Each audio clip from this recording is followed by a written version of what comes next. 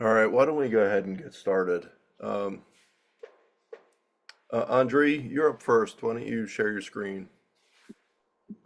Yeah.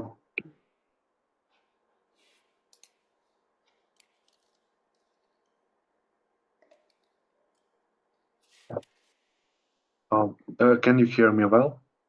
Yeah, everything's fine. I can see your screen, so go ahead and get Okay. started. Okay. Um, okay. Then, hello. My name is Andrii. I'm from Taras Shevchenko National University of Kyiv, and I want to present the results of the work done during the IRIS-HEP Summer 2024 Fellowship. So, under the mentorship of Dmytro Kovalsky, I was working on the topological rare hadron decay tagging with DNN, deep neural net topological uh, tagger. Oh, wait a second.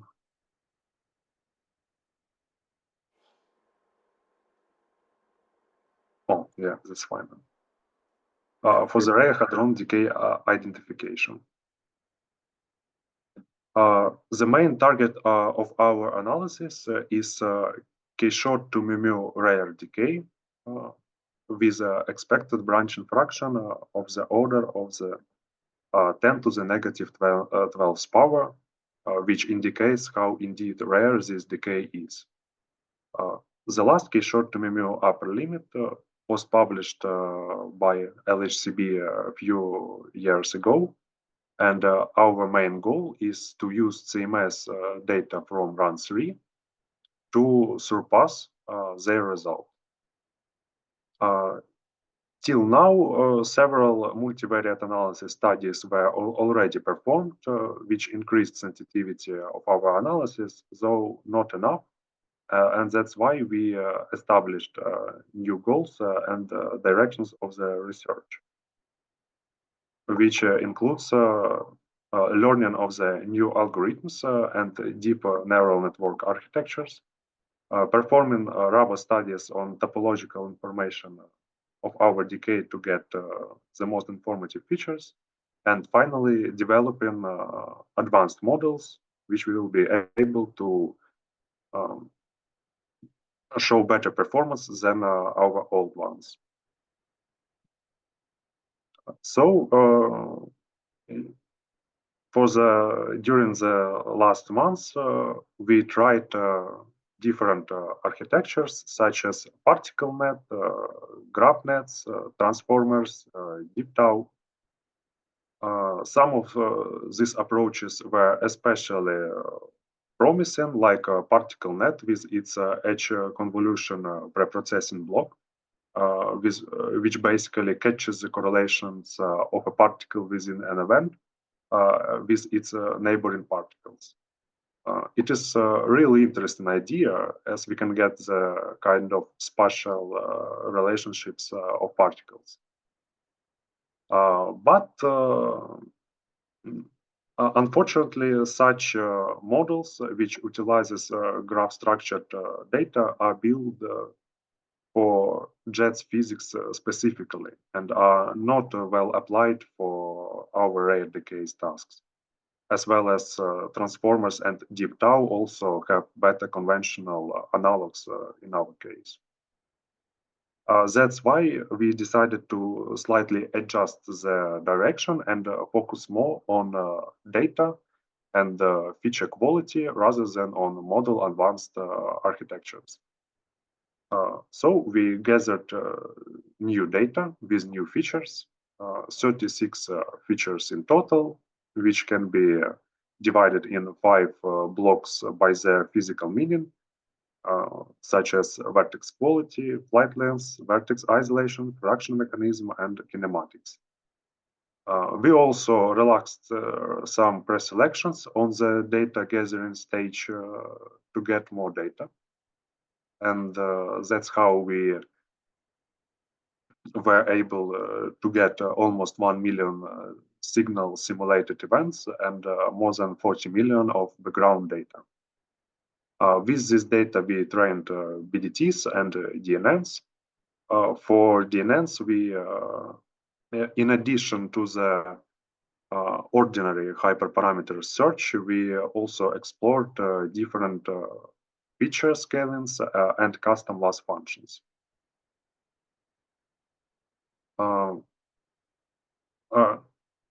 In order to compare our models, we were building the ROC curves comparison plots, as you can see on this slide.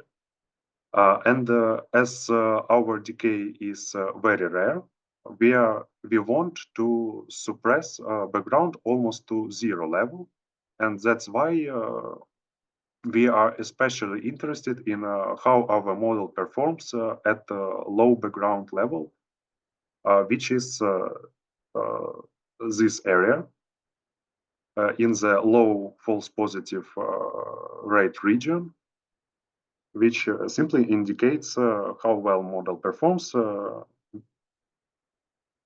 when it predicts very few background events. So on the plot on the left, we can see the two lines representing two models which were trained long ago with old data, and they are visibly and clearly worse than the recent ones, the new ones trained with new data. And on the plot on the right, we can see that the new DNN deep neural network with log scales and custom loss function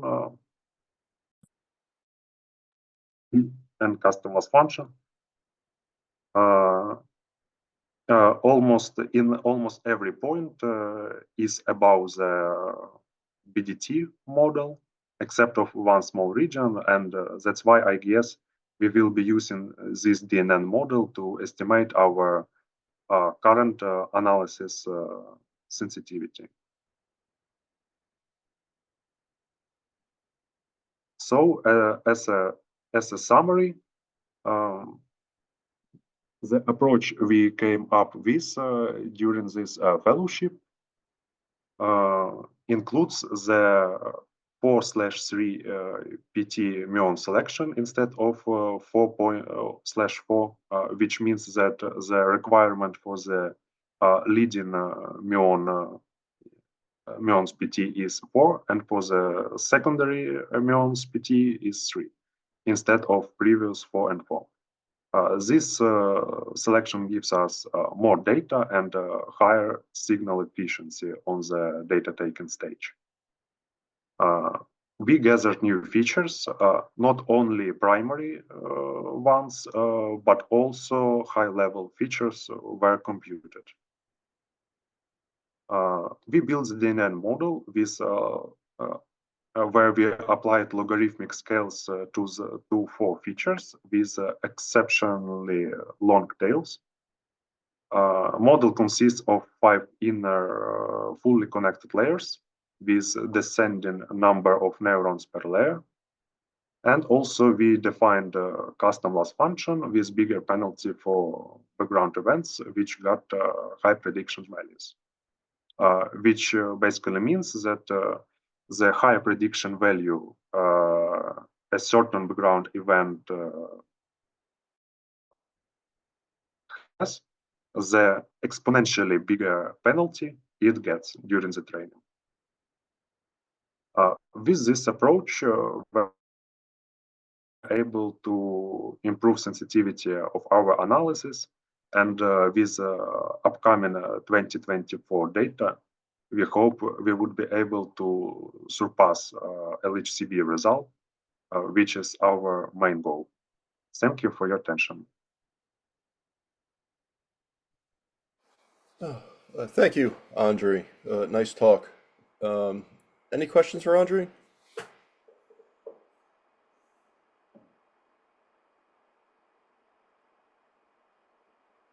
All right. Thanks again. Up next is Vladyslav. Okay, so hi everyone. My name is Vladyslav Yankovskyi. I'm a master's student at the Russian International University of Kyiv. And my supervisor is Andrii Len from LHCb, and my work is devoted to development of the generic vertex finder in HLT1 level trigger at LHCb. So First, I'll talk about the motivation of our work, then briefly about software which we used. Then I will describe the scheme of the finder algorithm. Of course, there will be results which we obtained after implement this algorithm. Shortly about the additional part of the project, and at the end will be conclusions and plans for future work. Okay, so for now we have many new physics models that posit the existence of new long-lived particles that can help us to understand some mysteries in physics, for example, the dark matter. And it's possible that such particles are produced at high energy proton-proton collisions at LHC and can be detected. But to do it effectively, we require a special algorithm that can quickly identify the displaced vertices and these displaced vertices where these particles appear. Okay, and then once this algorithm is developed, it will need a CUDA implementation to run online on LHCb GPU. Okay, so let's talk about what HLT or high-level triggers are. Currently, the LHCb is capable to reading out a maximum data rate of 40 terabits per second, which is a huge amount of data that needs to be filtered, and it's achieved by two software stages, namely HLT1 and HLT2. For us, the most interesting now it's HLT1, because in LHC Run 3, HLT1 was improved by implementing it on a GPU. And generally, it's a first fully GPU-based trigger, which used in HEP, which offer us the unique opportunities to research. Okay, and the algorithm which I was wrote, it's devoted to this HLT1 stage. Okay, so let's move to the description of the algorithm. There you can see the design of the LHCb detector, but for now, the most interesting part it's the first detection layer, namely value detector, and let's take closer to this region, and there we can see lots of value tracks that can be used to reconstruct the decay vertices. These vertices we can divide into two types. The first one is primary vertices, OPV, which correspond to the collisions of protons at the beamline, this blue line, and therefore they close to this beamline. And the other type, it's generic displaced vertices, or GDV, which is far from this beamline, and we can correspond that particles as particle which formed in this collision and after that decay. Okay, so this displaced vertices, it's a candidate for anomalous vertices which we want to find, which is the main task of the project. Okay, so how we can do it? At the first stage, we compare every two tracks in event, and if they close enough, according to chi-square criterion, we build seed vertex. Seed vertex, it's a future. It's a candidate for our future vertex, and all of them has their parameters like coordinate, the chi-square, number of tracks, which is on this stage is always 2, and the error matrix, which is presented by covariance matrix. Okay, after that we check if there are any other tracks that belongs to this vertex by distance between this vertex and other tracks. If so, we add these tracks to this vertex and recalculate chi-square and the covariance matrix, and of course the number of tracks will be 2 plus number of these new tracks. Okay, so what we have now, we have a set of large number of vertices. How if any group of them is close enough, we can consider them like one vertex. Therefore, it's necessary to merge such vertices, and we will have picture like this. We match the close vertices and recalculate the coordinate, the chi-square and covariance matrix accordingly to how many vertex we match. And of course, it's decrease the number of these vertices.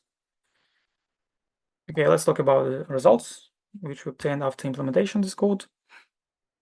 But the first I want to mention the two algorithms, which was, let's say, inspiration.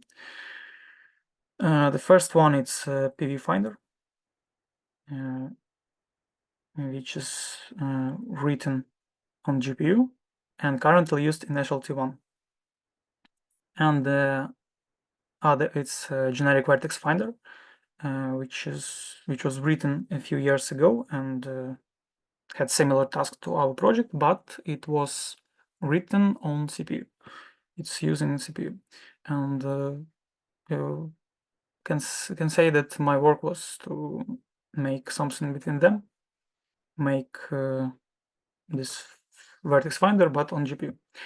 Okay, there you can see a histogram with z coordinates of finded primary vertices by this algorithm, and there you can see the GDVs, which built in by pairs of tracks.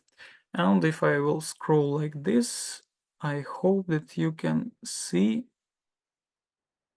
that position of these peaks on GDV, it's correspond to z coordinate of primary vertices, and we can simply explain it because these primary vertices have a large number of tracks, and accordingly the large number of close vertices by pairs of these tracks. So it's mainly the reason why we need to merge these vertices. Okay, so here you can see what we have after the match stage, and there we can see that number of vertices decreased about 4 times, but it's not the final because this picture depends on the match parameters. It can be the distance between vertex and the parameters in covariance matrices which we used for calculate the new position of vertex and other. So in future we have planned to find the optimal parameters to do this stage.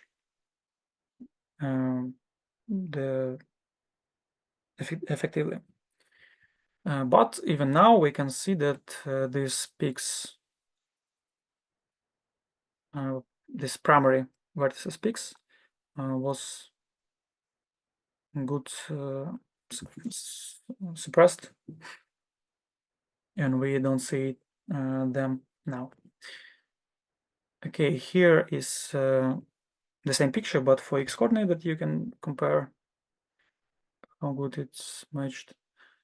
And in future we will have a plan to make filter on primary vertices to avoid these peaks, and we will see only GDVs. It's these signals you can see, which is which is our candidate for anomalous vertices. Okay, there is additional part of the project. It consists of written algorithm for selection and exotic decay for HLT2. So this decay, it's along with particles to k short, k plus and pi minus. So this k short will decay into pair of pions, and we consider two possibilities to this decay. The first one, if k short decay rapidly, and two pions which produced will be the long Trex types, which means that they pass through all detector systems. And the second one, it's if k short has enough time to escape from Vela, and then produced pions will be downstream Trex. You can see this type there. So we wrote this algorithm, and it's ready and can be used for collect data in current run tree. Okay, our achievements, it's that we have written an algorithm for GDV finder, GDV find, and the monitoring model for future analysis. Okay, also the CUDA implementation is almost ready. So in future, these found vertices will be input for anomaly detection algorithm, which is project of Dmitry Boletsky. He talks in Monday, I guess, and the trigger line for exotic decays k short k pi also has been developed. If you talk about our future plans, it's as I said, it's find the optimal parameters for merging stage, then the search for opportunities for additional implementation of parallel computing, and the analysis of the result when the algorithm will be ready. Okay, it's all for me today. Thank you for attention. If we ask any questions. Thank you, Vladislav. Nice talk. Any questions for Vladislav? Comments? All right. Thanks again. Up next is Khan.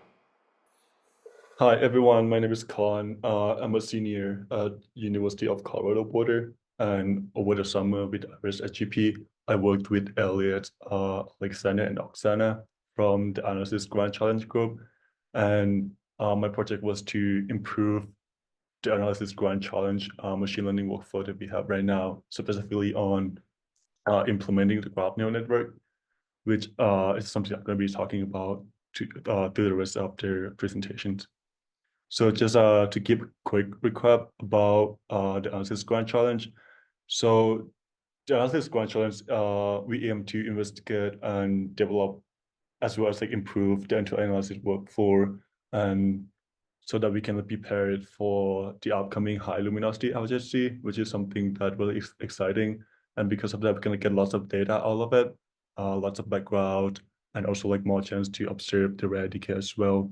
And because of that, we really need to improve our current pipeline such that it will be more suitable for those data, as well as reflecting the user needs, as for example, interactive interface data analysis, as well as a statistical model and interpretation.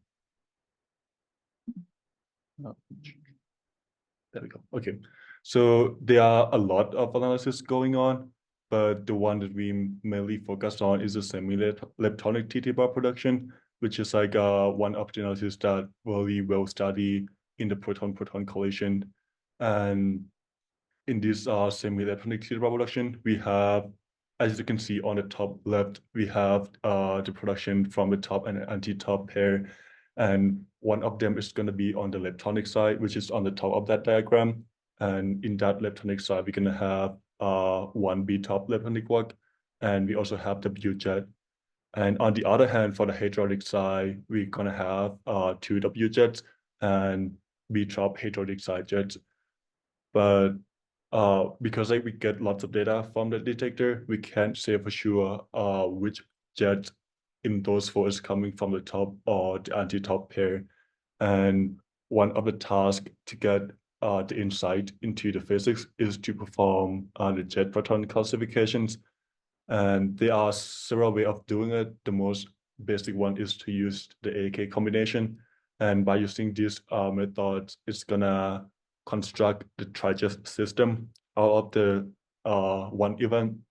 And from there, it's gonna calculate the combined transverse momentum of the tri-jet system. And by considering like all the permutations of this tri-jet system, if you pick up the one system that has the highest PT level, that system is like, that tri-jet system is likely gonna form the anti-top pair from the diagram. And if we matched up the mass of that tri-jet system is supposed to be really close to the top quark mass. And the second way that we could do it is to use the machine learning specifically on the boosted decision tree. And by using the BDT, it's still consider all the permutations across the jets, as you can see on the bottom left of this slide. Let's say if we have 4 jets, it's gonna be 12 permutations in total. And in those permutations, we're gonna consider around like 20 features relating to like those physics property. For example, we can do like combined mass between jets. We can do the transverse momentum, the beta value, as well as the delta R between jets as well. And by computing all those 20 features in each permutation, we can put that into the machine learning model such that it could learn and perform the classification for us. That's this is like the current machine learning pipeline that we have had in the HSC so far. So my project was to focusing on implementing potential machine learning model, which is the graph neural network. And from graph neural network, it's a little bit different from the machine learning, because right now we are in machine learning, everything is represented in terms of like a table of data. Each event has its own like rows or columns. But in graph neural network, we're trying to like imagine each event to have nodes and edges. For example, like in one event, we can have, so if we based on the semi-definite population, let's say you can have like each node to be either WZ, or you can have it to be like a lepton jet, or like the top node as well. So we eventually think about it as a graph, and then each node in those graph is gonna have its own features. And in this case, it's gonna be like PT, mass, eta phi, or beta value. We can also consider the age features between 2 nodes, and with the fit, in that case, it's gonna be something like delta R between those 2 jets, the combined mass between them. But however, it's worth mentioning that if we include age features into the graph neural network, it's gonna take more time in terms of like training and testing, and it could eventually become computationally expensive compared to the normal node features without edges features. And on the bottom left of the slide, it's a simple architectures of the GNN that has been widely used. And on the top, on the bottom right of the slide, I show you the reconstructed top mass of the normal tri-jet system, which is in orange, the truth table, which is in dark blue, and the BDT model from the previous slide, which is on the green one.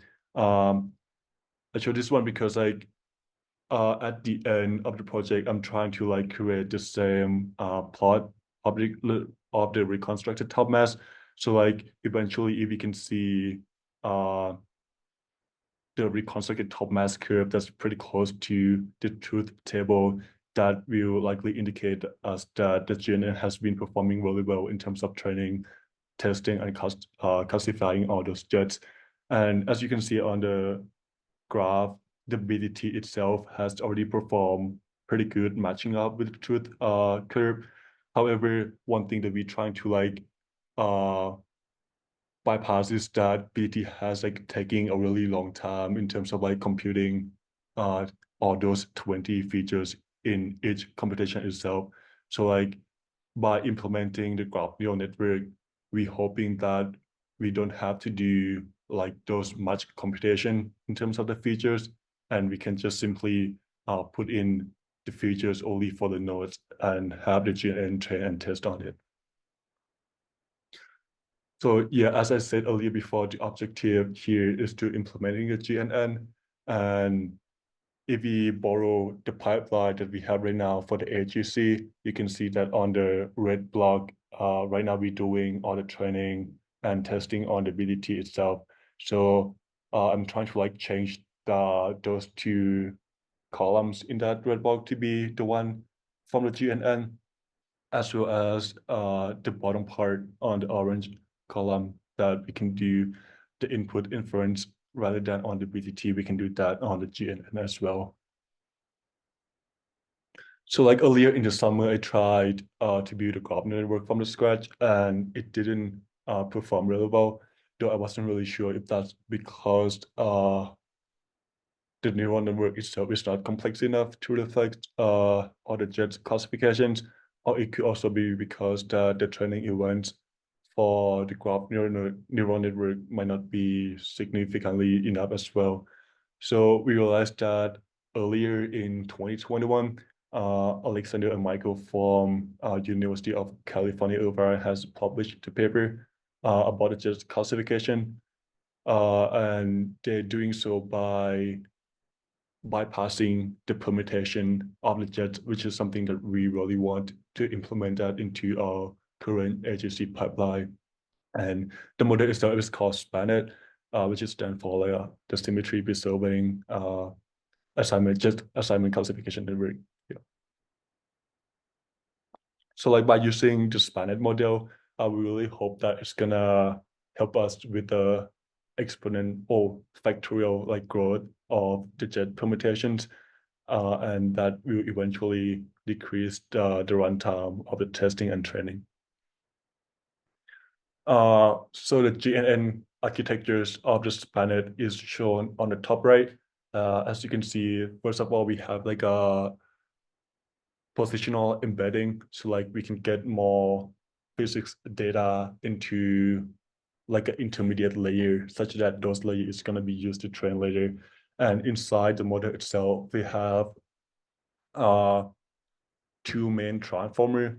The first one is called like central transformer, and you can think about it as like the event level, because like we have the electronic side and the hadronic side. So like this transformer is gonna deal with the data first in those two channels. And for the particle transformers, it's gonna look into the channel itself and do some information transferring between the particles. And as you can see on the left of the slide, the input that we used for the node here is going to be the mass of the particles, the transverse momentum, eta, psi phi, cos phi, and beta value. And on the bottom left of the slide, you can see that we separate the events topology into electronic side and the hadronic side, and we specified that from the electronic side we want to classify the B quark, and on the hadronic side we want to classify 2W jets, which is Q1, Q2, as well as the B top quark, which is the B. And on the bottommost of the slide you can see the permutation, and by this one we specify that on the hadronic side we want those two W jets to be interchangeably because of the permutation.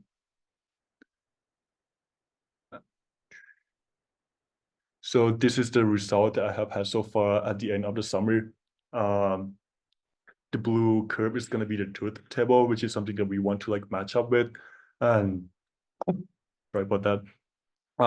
The orange curve is going to be one of the trained model. The red curve is going to be the other one. And the difference between the orange curve and the red curve here is that the orange curve has a higher numbers of training event, and the number of red curve has a little bit like lower numbers of training event. And the green curve represents the random assignments between those jets. And as you can see here, that we can say for sure that the GNN has actually performing better because like it's really it's higher than the random, so it's technically learning something from the data that we put in. However, it doesn't really get close to the truth curve, which is in blue, and that was like something that we expected from the start of the summer. And however, we can't say for sure if that's because of the GNN model itself, since here we can see that with only 400,000 event difference between the red curve and the orange curve, we see a tiny bump from 0.015 up to 0.175.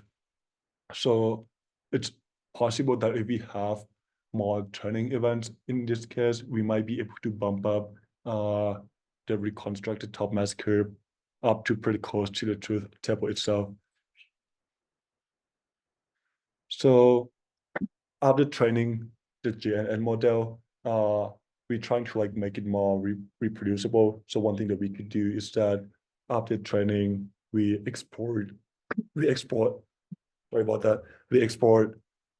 training model onto the ONNX runtime. And with that ONNX runtime file, we can use it to perform inference on the data that we're interested in. However, with the ONNX runtime, we have to make sure that the input architectures of our data has to match up with the one that we construct for the training of the GNN as well. And as you can see on the left of the slide, we have the sequential input of each event as well as its features data. And on the right side is the output structures after using the ONNX runtime. And the first two column is the one that we're really interested in. Is that like how likely is that each event is going to be classified, whether it's going to be like V-top hadronic, V-top leptonic, or those two WZs.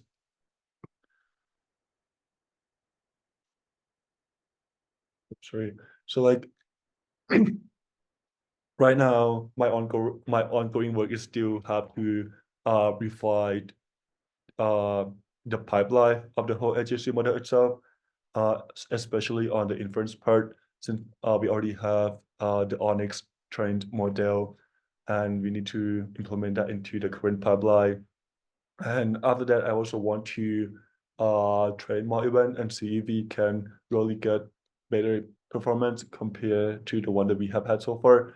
Because if we come from the reference that the Spannet model has used, the train event is around like 9 million events, and that like matched up almost perfectly with the truth table. And since right now we have around like 1.6 million events, I think that seems like a good sign that if we could get it up to like maybe like 5 million event, that might have like a better performance for sure.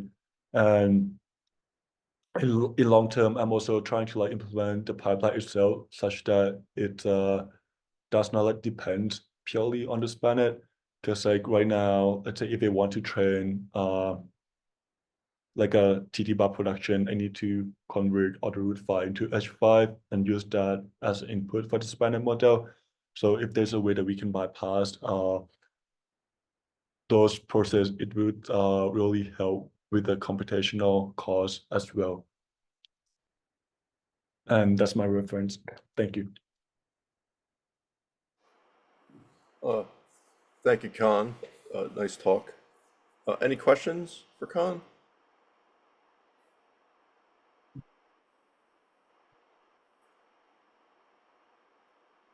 No questions? All right, thank you, Khan. Up next is Maxym. So, hello, my name is Maxym Naumchyk, and my awesome mentors for this project were Jim Pivarsky and Yana Osborne. This summer, I was working on a project to improve awkward array library with new features, and specifically, what I ended up adding were the new functions that would help the user to use machine learning libraries such as PyTorch and TensorFlow and awkward array library in one project more seamlessly and with less intermediate steps. But before going straight to my contribution, I'd like to briefly describe what awkward array is. So let's imagine we have a simple array like that. We can use Python list to work with it, but using large data will take a lot of resources and can be quite slow. So instead you can use NumPy arrays. And it's quick and highly optimized, only what if you have a data that looks like this array?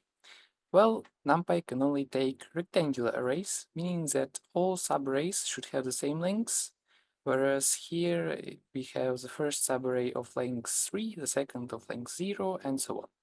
To work on such data, we can use awkward arrays. To know how they work inside, we can look at the layout of this array.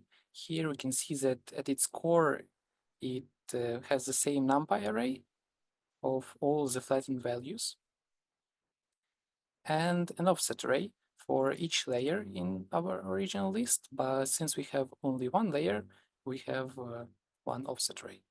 And what it does is simply tells us what elements from this flattened array belong to what subarray. So for example, the first array has elements from 0 to 3, the second one has no elements, and the third has elements 3 and 4, and so on. Now that we got a simple understanding how the awkward array works, we can look how other libraries represent non-rectangular arrays. Let's start with TensorFlow library and its ragged tensors. They have different ways of constructing a ragged tensor. The core idea, however, is the same: to store flattened values in separately and have separate arrays that will tell us where each of these values go.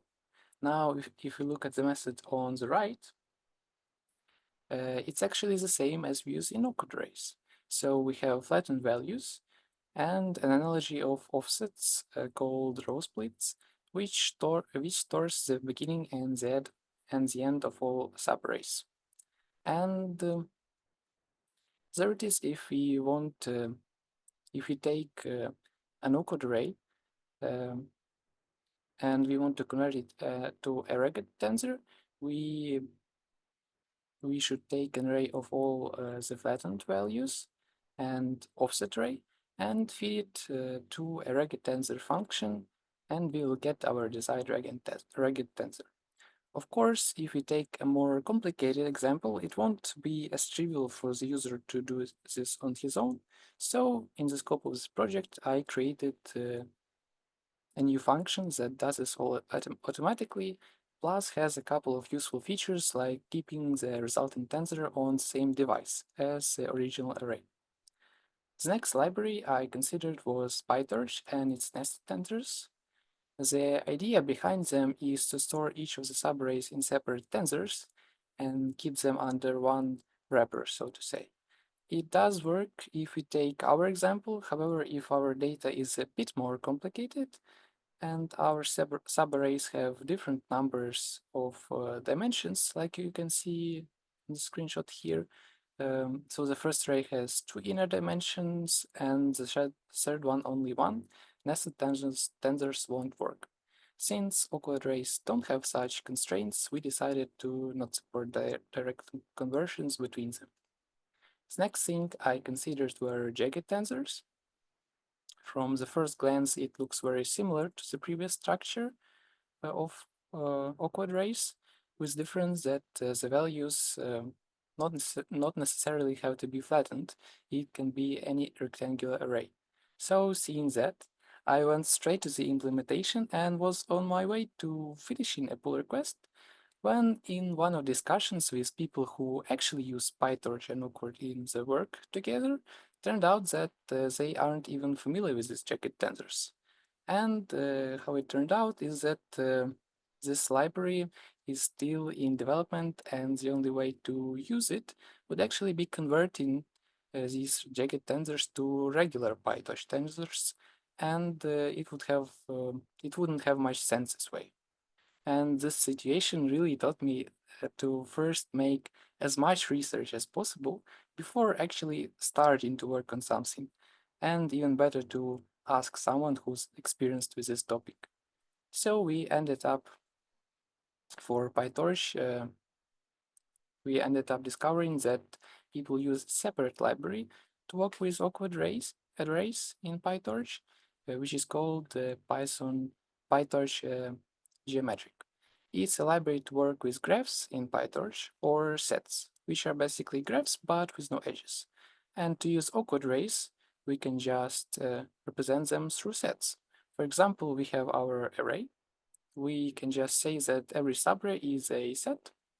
So if you want to use this awkward array in PyTorch Geometric, first we would need to get rid of the first regular dimension.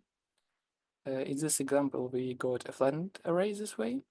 Then we need a list of what PyTorch Geometric calls indices, and they simply tell us which elements belong to which set. So in this example, we have elements 1, 2, and 3 belonging to the first set with index 0.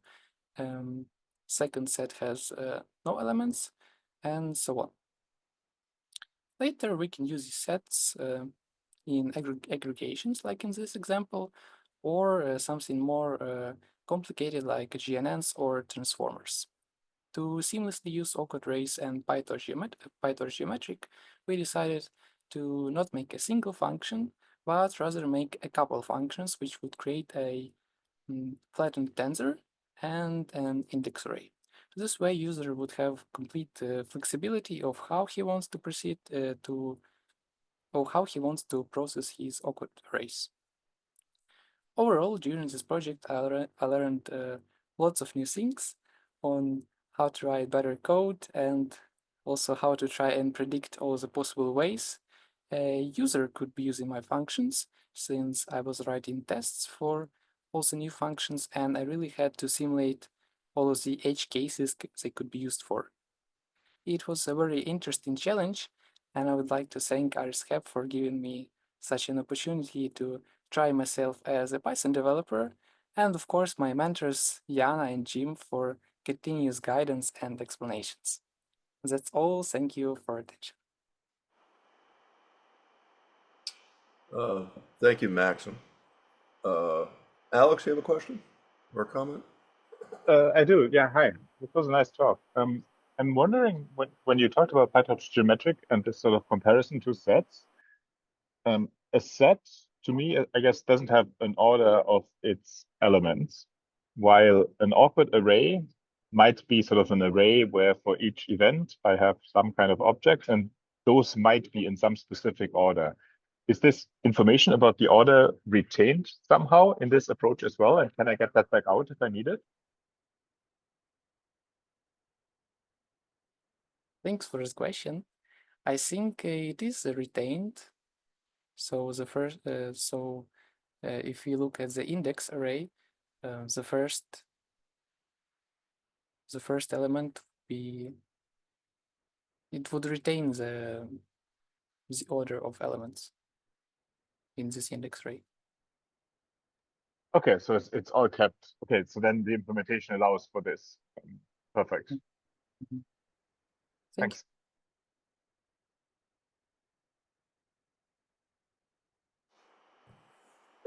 Any other questions for Maxim? Thank you, Maxim. Nice talk. That's it for today. Thank you for all for coming. Thank you to the fellows for their work and the mentors for supporting them. That's our last round of them for this cohort. So more next year. So. Bye all. Thanks. Bye. Yeah. Bye-bye. Yeah. Thank you. Bye.